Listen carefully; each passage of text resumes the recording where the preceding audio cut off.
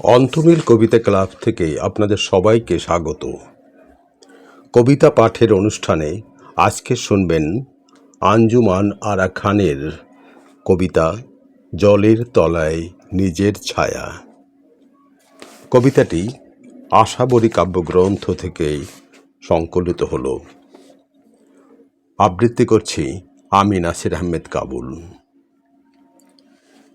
কিছু স্বপ্নীল সুখ ছবি এখন শ্রাবণ মেঘের মতোই ফেরারি আমার।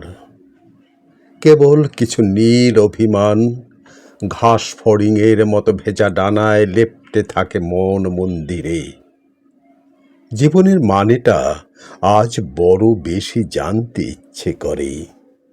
যা নেই তাতে আফসোস নেই, যা আছে তাতে বড় বেশি মায়া।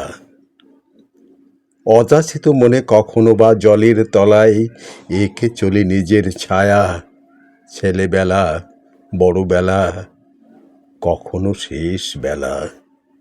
ইথারে ভাসমান সুর, স্তিমিত রোদের বিকেল, শুনশান নীরবতা, কিংবা খুব করে মন ছুঁয়ে যাওয়া একটি কবিতা।